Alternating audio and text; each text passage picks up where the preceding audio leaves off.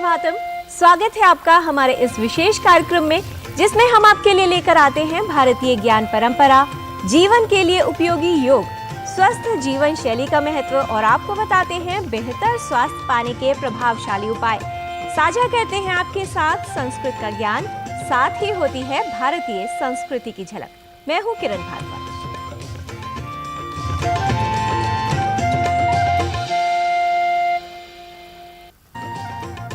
कठिन समय में मेहनत करना और समय अच्छा हो तो दूसरों की सहायता करना उपयोगी होता है। समय बहुत बलवान है, इसकी पहचान और सम्मान दोनों ही आवश्यक है। तो आइए जानते हैं क्या है आज की तिथि, वार और नक्षत्र। देखते हैं आज का पंचांग। आज का पंचांग युगाब्द 5125, विक्रमी संवत 2080, शक संवत 1945, दक्षिणायन, हेमंत ऋतु,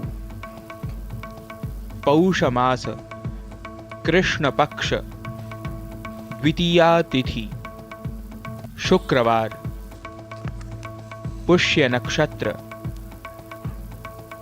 आज का दिन सभी के लिए मंगलमय हो।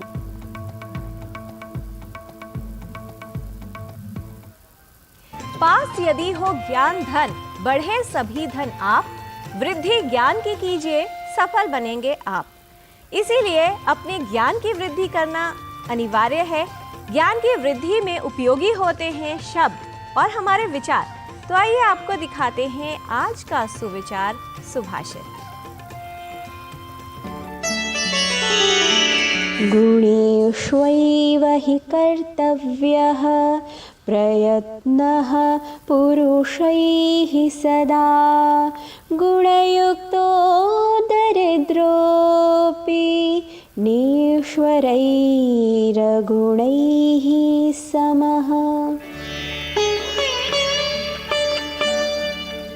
मनुष्यों को सदा गुण प्राप्ति का प्रयत्न करना चाहिए, क्योंकि गुणी दरिद्र भी गुणहीन धनिकों के समान नहीं, अपितु उनसे बढ़कर हैं।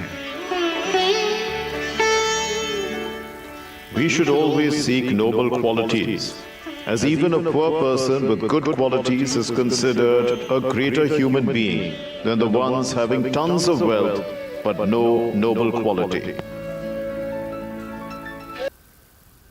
भारतीय ज्ञान परंपरा में आज आपको लिए चलते हैं काशी में हो रहे तमिल संगमम में, जहां पर सांस्कृतिक कार्यक्रमों का आयोजन किया गया। आइए देखते हैं हमारी सहयोगिनी लता वशिष्ठ की ये विशेष रिपोर्ट।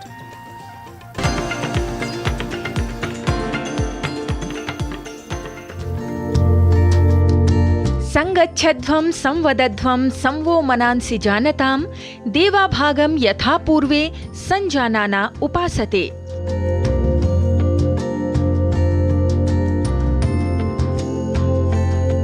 भारतीय ज्ञान परंपरा भारत को पूरे विश्व में एक अलग पहचान दिलाती है और सबको साथ मिलकर चलना सिखाती है। इसी भावना से प्रेरित होकर भारत में कई प्रयास किए जा रहे हैं, जिसके अंतर्गत प्रधानमंत्री मोदी ने काशी तमिल संगमम के द्वितीय संस्करण की शुरुआत की।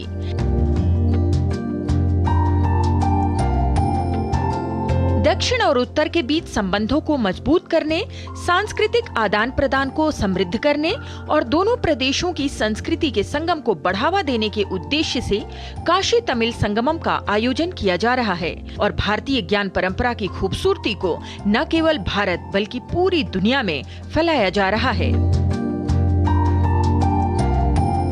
काशी तमिल संगमम के द्वितीय संस्करण में शनिवार को काशी और तमिलनाडु के सांस्कृतिक कार्यक्रमों की प्रस्तुतियां हुई। शनिवार को तमिलनाडु से वाराणसी पहुंचा प्रतिनिधि मंडल लोक नृत्य और लोक गीतों पर झूम उठा।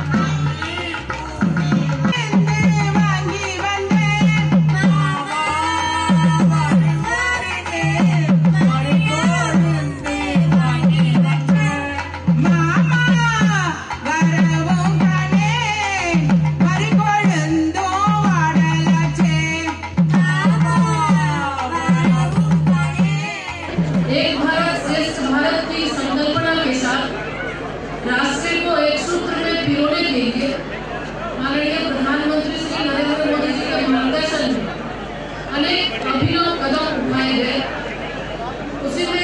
ये काशी तमिल संगमम भी उसी कड़ी का एक हिस्सा है। एक महान विभूतियां हैं कि दोनों ही क्षेत्रों में जन्मी है और जिन्होंने उत्तर प्रदेश और तमिलनाडु के बीच की भौतिक दूरी को छोड़कर सारी दूरियां मिटा दी। वहीं काशी तमिल संगमम में काशी एवं तमिल संस्कृति, तमिल स्वतंत्रता आंदोलन विषयक चित्र प्रदर्शनी लगाई गई है।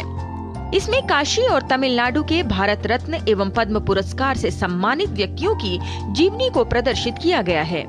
प्रदर्शनी में वाराणसी के सामाजिक एवं राजनैतिक तथा सांस्कृतिक क्षेत्र के प्रमुख महामना पंडित मदन मोहन मालवीय, डॉक्टर भगवान दास, लाल बहादुर शास्त्री, बिस्मिल्ला खां, पंडित रविशंकर आदि के बारे में जानकारी दी गई है।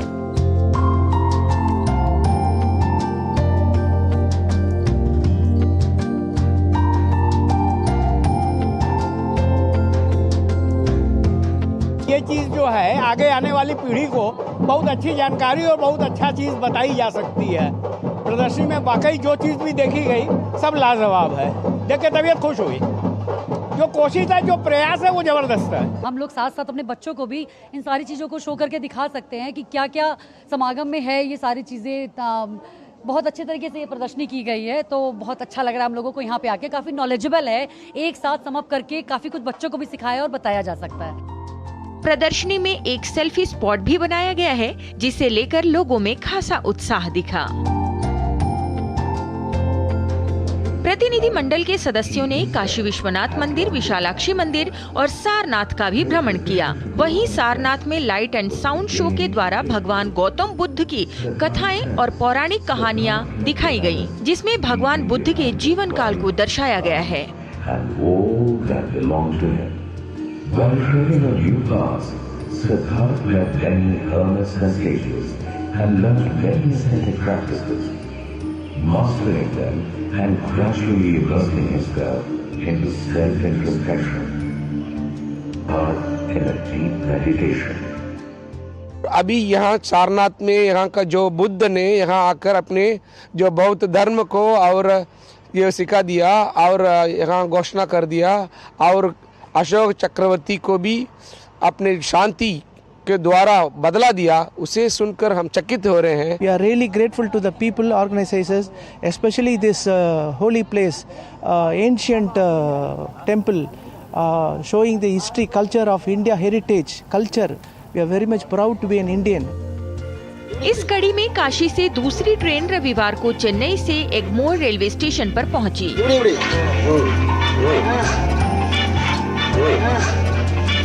काशी तमिल संगमम कार्यक्रम हमारी संस्कृति और भारतीयों के बीच गहराई तक जुड़े संबंधों का जश्न मनाता है। एक भारत श्रेष्ठ भारत की भावना को आगे बढ़ाता है, जिसकी पहचान भारतीय ज्ञान परंपरा के आध्यात्मिक विश्वासों में भी निहित है। Bureau report, DD news.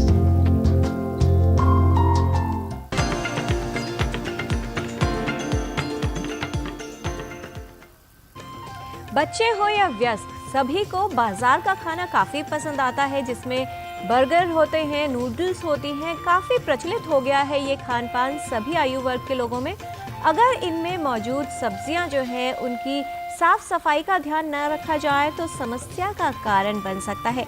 अक्सर बाजार में जो भोजन मिलता है जिसमें कच्ची सब्जियां डाली जाती हैं, जिसमें धनिया है, पत्ता गोभी है, ये अगर अक्सर ठीक से न धुली हो तो इनमें मौजूद कीड़ा शरीर में प्रवेश कर सकता है और उससे उत्पन्न हो सकती है समस्या। क्या है न्यूरोसिस्टिसर्कोसिस और कैसे इससे बचाव किया जा सकता है, आइए देखते हैं इस रिपोर्ट में।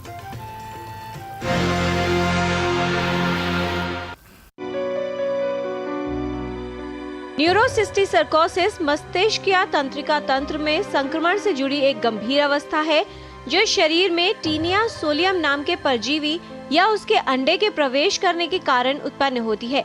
ये परजीवी मिट्टी में पैदा होते हैं। जब मिट्टी में उगने वाली सब्जियों का सेवन हम करते हैं तो ऐसे में इन परजीवी और उनके अंडों को निगलने की संभावना बढ़ जाती है, क्योंकि ये सब्जियों के पत्तों और सतह पर रह सकते हैं। एक बार शरीर में ये कीड़े या उसके अंडे पहुंच जाएं तो रक्त के साथ दिमाग में पहुंच जाते हैं। जब व्यक्ति टेपवर्म के अंडे निगलता है तो ये न्यूरोसिस्टिसर्कोसिस संक्रमण का कारण बनता है। ये अंडे मांसपेशियों और मस्तिष्क के टिश्यू में चले जाते हैं, यहाँ पर सिस्ट का निर्माण करते हैं। जब ये अंडे मस्तिष्क में सिस्ट बना देते हैं तो इनसे न्यूरोसिस्टिसर्कोसिस की स्थिति उत्पन्न हो जाती है। ये एक संक्रमण होता है जो पोर्क टेपवर्म टीनिया सोलियम कहा जाता है। वो कंटामिनेटेड जो फूड होता है, जो हमारे फल सब्जी है, वो कंटामिनेट होके आता है, या कोई सुअर का मीट अच्छी तरह पूरे तरह से पका के कच्चा पका खाया जाए तो उससे संक्रमण होता है। तो उसके अंदर या तो कोई बच्चे को कोई भी लक्षण नहीं भी हो सकते, लेकिन अगर होते हैं तो मोस्ट कॉमन होते हैं दौरा, मिर्गी, और दूसरा होता है कि अभी सिर में दर्द होना, दिमाग में प्रेशर होना। अगर वो जो कीड़ा है वो दिमाग के अलावा आँख में हो तो उसके अंदर आँख में देखने में प्रॉब्लम हो सकती है, और बाकी जगह पे अगर मांसपेशी में हो रहा है तो कुछ लम्स वगैरह भी मिल सकते हैं। और अगर देखा जाए तो हिंदुस्तान में ये 1 साल से बड़े बच्चों में 40% बच्चों में मिर्गी का कारण है, और जो कि प्रिवेंटेबल है। ऐसा होने पर कई तरह के लक्षण भी उत्पन्न होते हैं, जिसमें दौरे पड़ना एक मुख्य लक्षण है। बच्चों में मिर्गी रोग एक ऐसी समस्या है जिसके कई कारण हो सकते हैं। 1 वर्ष से अधिक आयु के बच्चों में उत्पन्न नए दौरे का कारण न्यूरोसिस्टिसर्कोसिस हो सकता है। मस्तिष्क में कीड़े यानी न्यूरोसिस्टिसर्कोसिस, खेतों में शौच करने से फल और सब्जियां संक्रमित हो जाते हैं। सब्जियां और फल अच्छी तरह धोकर न खाए जाएं तो ये परजीवी शरीर में प्रवेश कर जाता है। कीड़े के लावा आंत से निकलकर मस्तिष्क तक पहुंच जाते हैं और लक्षण उत्पन्न करते हैं। पत्तेदार सब्जियों में पाए जाने वाले टेपवर्म इतने छोटे होते हैं कि इन्हें देखा नहीं जा सकता। इस बात को लेकर काफी लोग असमंजस में रहते हैं कि अगर किसी के दिमाग में कीड़ा हो जाए तो कैसे पता चलेगा, या उसके विकास के साथ किस तरह से लक्षण उत्पन्न होंगे। ऐसे कोई भी लक्षण होने पर विशेषज्ञ को दिखाना और सही इलाज करवाना जरूरी है। मोस्टली सीटी या सीटी के बाद एमआरआई से हमें पता चल जाता है।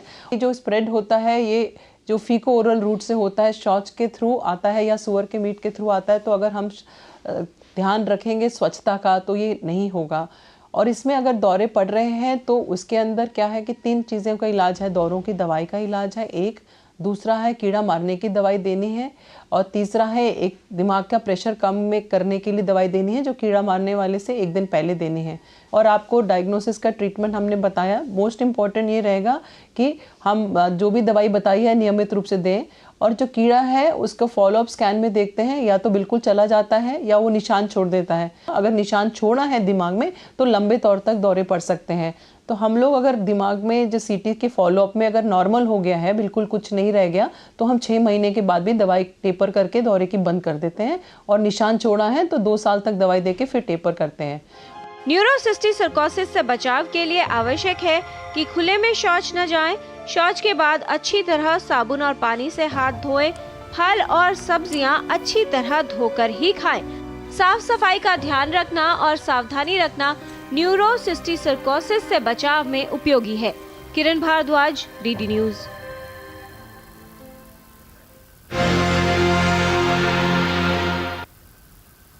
स्वच्छता का विशेष ध्यान रखना हमारे बेहतर स्वास्थ्य के लिए उपयोगी है। ठीक उसी तरह से उपयोगी है नियमित रूप से व्यायाम करना। सर्दियों का मौसम आते ही बहुत से लोग व्यायाम छोड़ देते हैं, शारीरिक रूप से श्रम नहीं करते, निष्क्रिय हो जाते हैं, घर के अंदर ही बैठे रहते हैं, और इसी वजह से कई तरह की जोड़ों की समस्याएं उन्हें परेशान करने लगती हैं।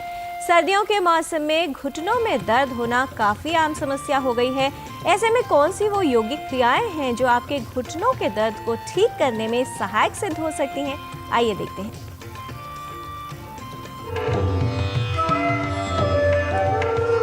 नमस्ते, मैं अंकिता सूद।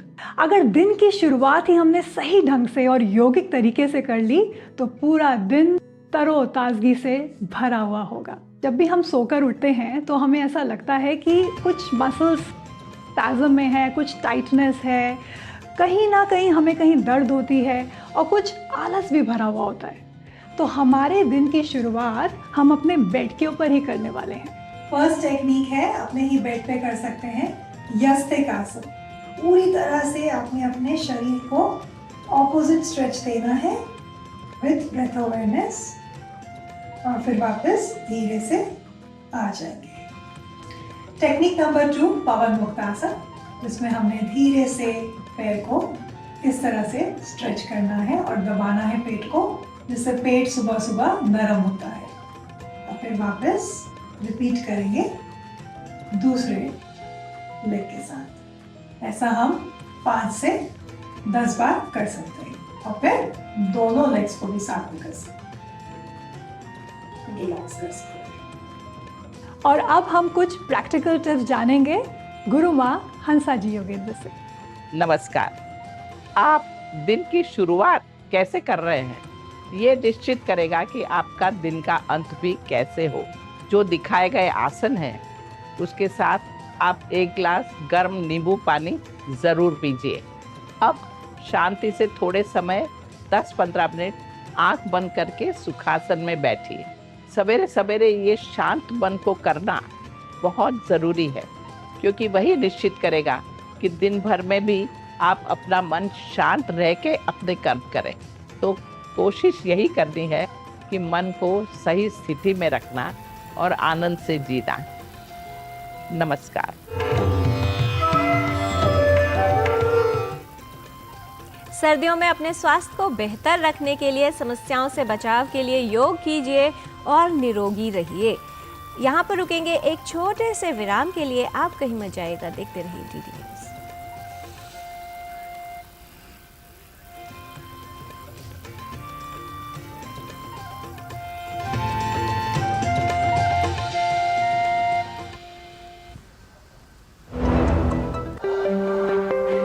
पास ऑलमोस्ट सभी तरीके के कस्टमर्स आते हैं जो छोटा कारोबार करते हैं, दुकान वाले हैं, हाउसवाइफ्स हैं। तो वो लोग समझते हैं इस चीज़ को कि आज वो वर्किंग हैं, कल को जब वो वर्किंग नहीं रहेंगे तो उस कंडीशन पे उनका क्या होगा। तो इसीलिए रिटायरमेंट प्लान हमें पहले से ही लेना चाहिए कि हम अपने ओल्ड एज पर आकर उस रिटायरमेंट प्लान का फ़ायदा उठा सकें। अपने बेहतर कल को सुनिश्चित करने के लिए NPS ज़रूरी है।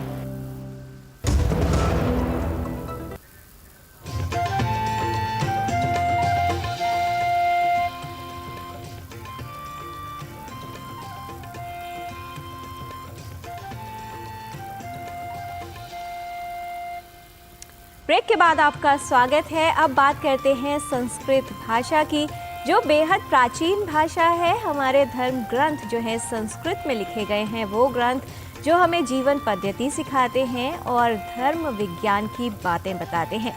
ये सभी ग्रंथ लिखे गए हैं संस्कृत में, इसलिए संस्कृत का ज्ञान आवश्यक है।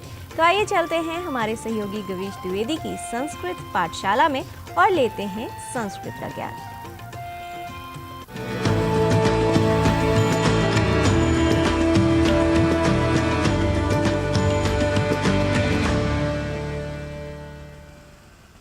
मित्राणि नमस्कारः।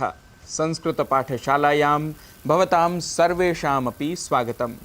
आज के अपने इस अंक में हम संस्कृत भाषा में संख्या कहना सीखेंगे। यह अत्यंत सरल है, पहले आप ध्यान से सुनिए और फिर उसके बाद इसका उच्चारण करिए। एकम, द्वे, त्रीणि, चत्वारि, पंच, षट्, सप्त, अष्ट, नव, दश, एकादश, द्वादश, त्रयोदश, चतुर्दश, पंचदश, षोडश, सप्तदश, अष्टादश, नवदश, विंशतिः। 20 के बाद अब हम 10-10 का गैप करके बोलते हैं। त्रिंशत्, चत्वारिंशत्, पंचाशत्, षष्टिः, सप्ततिः, अशीतिः, नवतिः, शतम्। मित्रों, आशा है इन संख्याओं को आप सभी ने भी बोला है। आपसे अनुरोध है, आपको जब भी समय मिले इनका आप अभ्यास करें। इन्हें लिखकर भी आप अभ्यास कर सकते हैं। और जब यह आप बढ़िया से बोलना सीख जाएं तो इसे खेल के रूप में भी अपने मित्रों के साथ अवश्य खेल सकते हैं। देखिए, एक सांस में कौन कितने जल्दी लेकिन शुद्धता से संस्कृत में संख्या बोल पा रहे हैं। यूं ही खेल खेल में हमारे साथ सीखते रहिए संस्कृत। तब तक के लिए हम आपसे लेते हैं अनुमति। पुनः मिलामः। नमो नमः।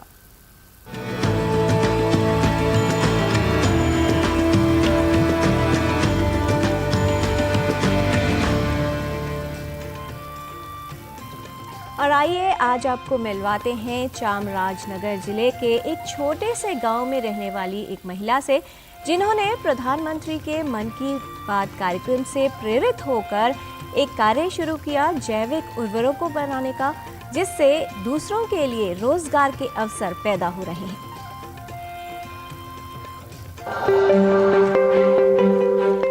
यह है चामराजनगर जिले के उम्माथुरु गांव की वर्षा। वर्षा आकृति इको फ्रेंडली इंटरप्राइजेज नाम से एक छोटे पैमाने का पर्यावरण अनुकूल उद्यम संचालित करती हैं। वर्षा कई लोगों के लिए मिसाल है, क्योंकि वो जैविक उर्वरकों के साथ साथ कालीन, बेल्ट, मैट, बैग, योग मैट और टेबल मैट जैसे विभिन्न प्रकार के हस्तशिल्प तैयार करने के लिए केले के तने के फाइबर का प्रयोग करती हैं। इसके अलावा वो उत्पाद बनाने के लिए केवल स्थानीय सामग्री ही प्रयोग करती हैं। हस्तशिल्प के अलावा वर्षा अचार, जूस और कैंडी जैसी खाद्य वस्तुएं भी बनाती हैं। वर्षा ने न केवल कटाई के बाद केले के पौधों के लिए शून्य अपशिष्ट प्रबंधन दृष्टिकोण अपनाया है, बल्कि इससे एक बड़ा व्यवसाय खड़ा किया है। वो आज कई व्यक्तियों के लिए रोजगार के अवसर भी मुहैया करा रही हैं। उनके उत्पाद ई कॉमर्स वेबसाइटों सहित विभिन्न प्लेटफॉर्मों के माध्यम से ऑनलाइन बिक्री के लिए उपलब्ध हैं। I got inspired from the Pradhan Mantri's Modi ji's talk, and I thought of doing this in our farmhouse, so that we have plenty of banana growing near to our farm, and we contacted KVK. There they have a machine for extraction, and I saw that machine. And then I went to Tamil Nadu for purchasing the machine. I have taken the machine. Now I have 2 machines working. I have started doing in May 2021 May. During that time the sales was little bit less. Now it is good because of KVK support and NABARD support. दरअसल 2 साल पहले प्रधानमंत्री नरेंद्र मोदी के मन की बात कार्यक्रम में प्रधानमंत्री द्वारा उजागर किए गए पहलुओं से प्रेरित होकर बेंगलुरु के ऑक्सफोर्ड कॉलेज ऑफ इंजीनियरिंग से एमटेक की डिग्री रखने वाली वर्षा ने मैसूर की एक आईटी कंपनी में कार्यरत अपने पति श्रीकांत स्वामी के सहयोग से ये उद्यम शुरू किया। मकसद था प्रकृति का संरक्षण, और इसे पूरा करने के लिए वर्षा ने जी जान लगा दी। Last year I have attended a international jamboree, Scout and Guide Jamboree, which is held in Mudbidre, Alvas institution. There I got some exposure to the international people, so that I can showcase my product to them. And from that, I have started marketing in the stalls and exhibitions conducted by district administrative like KVK and NABARD, all those things. Now the marketing is more okay compared to previous one. Now it is good. ये उनके जज्बे का ही परिणाम है कि प्रधानमंत्री नरेंद्र मोदी ने उनकी प्रेरक कहानी को मन की बात में लोगों से साझा किया। जाहिर है वर्षा की ये कहानी कई और लोगों को बेहतर करने की प्रेरणा देगी। चामराजनगर से ब्यूरो रिपोर्ट, डीडी न्यूज। यदि निरंतर प्रयास, दृढ़ संकल्प और साहस के साथ आगे बढ़ा जाए तो कठिन से कठिन लक्ष्य को भी प्राप्त किया जा सकता है, क्योंकि मेहनत वो चाबी है जो बंद भविष्य के दरवाजे भी खोल देती है। तो ये सभी लोग उदाहरण हैं हमारे लिए कि हम निरंतर मेहनत करते रहें और जीवन में आगे बढ़ते रहें। आज के कार्यक्रम में फिलहाल इतना ही। हमारी पूरी टीम को दीजिए अनुमति। नमस्कार।